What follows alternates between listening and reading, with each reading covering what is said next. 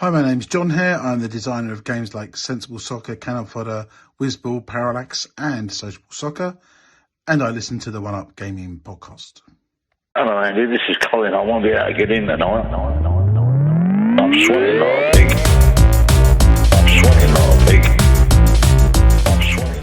And it's David, One Up Gaming, episode 405 of the One Up Gaming podcast. So, as always, sponsored by Games Inspired Music. Stream it, buy it, rent it, all that good stuff. Google it. It's on the Play Store, the Apple Store, the Kindle Store, the Amazon Store, wherever you want to go. Just Google Games Inspired Music, and as I say, you can stream it or buy it. And 20% of each sale will go to the Child's Play charity. We also have our first 100 podcasts available at audiobooksontape.com, and just go onto their website, search for One Up Gaming, and if you buy it, we will donate £1 of each sale to the Diabetes UK charity, which is pretty cool. We have 3 books available, which is the unofficial Sega Saturn collection, the unofficial PlayStation collection, and the unofficial Nintendo 64 collection. Now, these books are all... The 64 one has got 250 some pages, and the other ones have got over 290 pages. All full colour, high gloss, gorgeous little square booklets. They've all got like screenshots of all the games. Each one's got over like 100 games. Screenshots, a bit of facts about each game. We've also got the... like controllers and other controller styles and console styles and things, and each one's got their own little bit of text about them, so the colorways and all things like that. Even some weird stuff like the 64, was it the Big Boy 64 or something stupid? I can't remember now, it's been a while since I've done that. But anyway, we're getting to this week's games played. This is for episode 405 of the One Up Gaming podcast. It's really warm, so I've got this door open. My cupboard is ajar. So first of all, we played WarTales, and this is all wrote down as one word. It's a action strategy, turn-based RPG grid style thing, where it's got an overlay map that you control in full 3D. You can try and outflank people, try and hide behind people, try and do bits and bobs in stealth, and if you physically contact with the enemy on that over map, it zooms right into a full 3D little map where you can attack or do trade or things like that, and it then goes into like a grid based system like the XCOM sort of games, so you can move your men or you can attack, and it's a good little game. Very serious, very good art style, very nicely done. Hopefully the trailer's looking really spiffing, and I for one enjoyed WarTales. It was a good little game. I'm too simple for this game, but I can see its merits, and I can see how highly detailed the environments were and how like everything you could like change around and manipulate, and it was just a fun little game. I really enjoyed it. So the next game we played this week is NHL 24. So the latest one from the EA Sports conveyor belt. I probably couldn't tell you the difference between NHL 22 to NHL 24. I guess they're all very similar. I do remember one a year or two ago that came with the NHL oh, was it 94? NHL 94, 95? Came with the old like Mega Drive sort of like remake, redo sort of thing, and it was pretty cool. But this is just a straight, simple, proper sim based game. I had it on an easy mode, and I couldn't work out the buttons because I'm so used to having the control sticks to move. You could have your right stick to... So your left stick controls your player, the right stick controls where you were passing or shooting, and then you had your face buttons for either pass, lob, shoot, all that kind of stuff. And now there seems to have kept the movement one. The other stick wasn't as important, and then your shooting that was at the top, I think. And my brain was trying to press the buttons instead of the top buttons, and I got absolutely cream crackered in the first match. But it looked amazing. It really did look good. So EA Sports, you're putting a lot of money into your games, so God bless you. NHL 24, fun little game.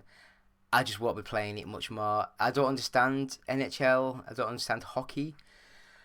I enjoy it. I enjoy watching it, but it's just I don't get the rules, and it's got fights in this one, which is pretty cool. Zoomed in, player jumped on me and punched me hell in. So the next game, Evil West, and this game, it is a Souls-like sort of game, but you're in the Wild West with a Western theme, with a mix of the zombie apocalypse sort of stuff and monsters. It looked amazing, but again, I'm not a massive fan of the Souls-style games.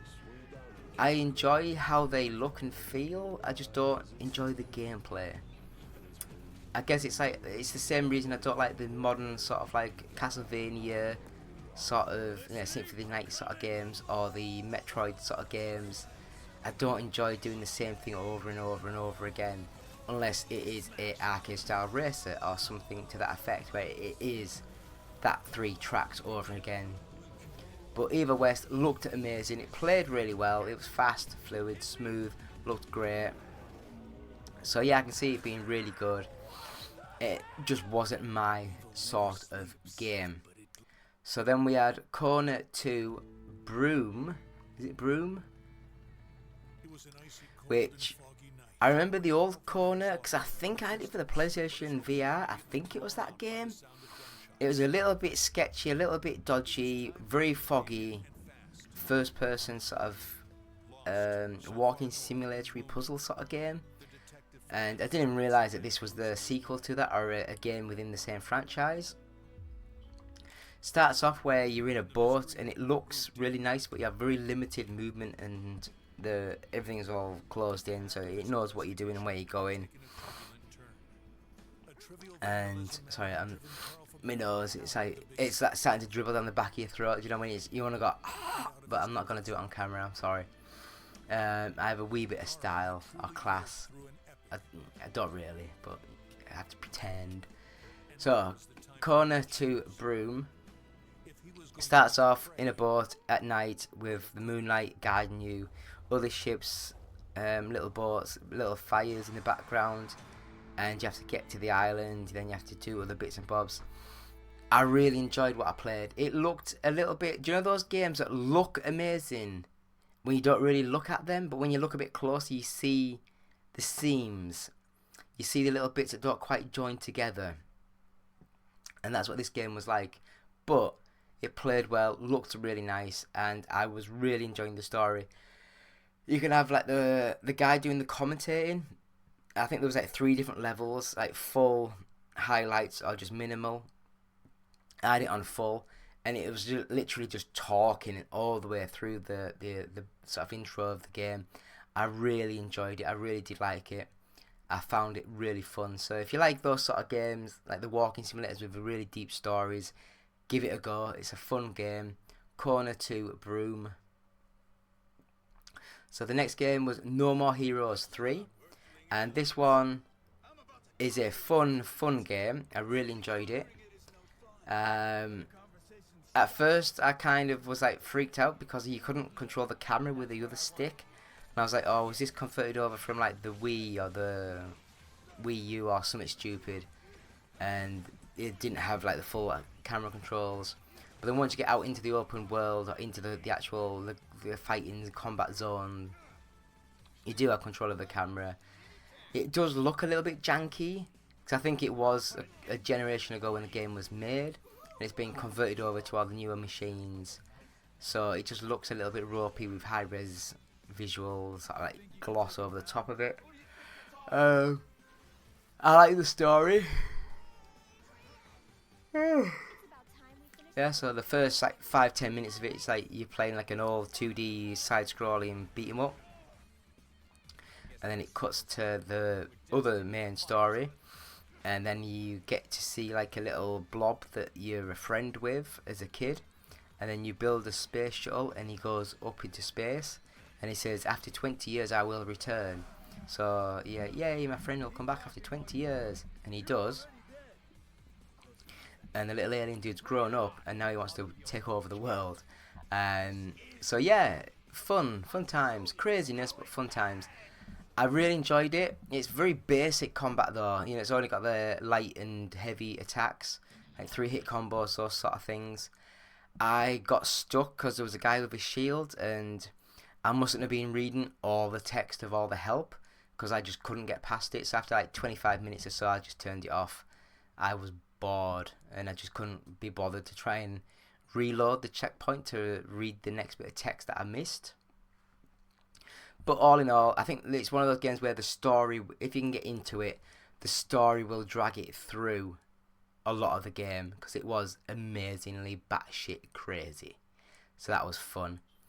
I had a quick go at Final Fantasy VIII Remastered. Yeah, I think the tablets is starting to wear off. Might need to take some more soon.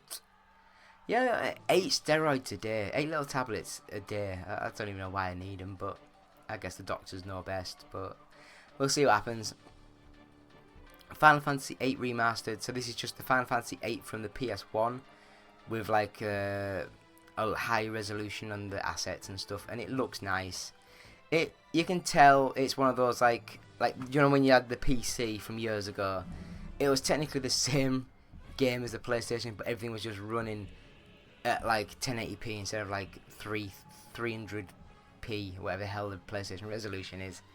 But yeah, Final Fantasy VIII, it was the first one to go back to more of the fantasy sort of styling, with realistic looking characters after the Final Fantasy VII with the little chibi characters on screen. But I'll say it then and I'll say it now. Final Fantasy 8 and 9 on the PS1, masterpiece level games. Masterpiece. Final Fantasy 7 was fun, but 8 and 9 blows it out of the water. Absolutely blows it out of the water. And playing through this, I'd forgotten how long it takes just to get into the game. I think it was about 20 minutes, half an hour before I even went into a first fight with people. But maybe that's why I liked it so much back then when I was a kid. I say a kid, I'd been about 15, 20, that sort of age. But Final Fantasy 8, it's just got more going for it. I just really enjoyed it. Deep story, really interesting, getting you into the characters and the situation. So the last game that we played this week was McPixel 3, and this is a bloody crazy game, batshit crazy. Imagine the WarioWare sort of games for was it the Game Boy Advance? Was it Game Boy? It might have been the DS. Was it Advance then DS? I can't remember. But it's like those sort of games where it's got like a little tiny bit of game, and you have to do 2 or 3 things within 10-15 seconds, and then it says success, and it carries on to the next little tiny section, or it plays through a horrible death of something that happens. It's a good game. I really enjoyed it. I thought it was funny, stupid, but sometimes it's just, you just don't know what you're doing. You're just pressing buttons randomly and hoping for the best. But it's one of these games where if you get it wrong, it goes through the levels and then it loops back to the ones that you've got wrong to try and to see if you can get them going through the whole thing. But yeah, that's the games we've been playing this week, so I'd recommend McPixel 3. Fun game.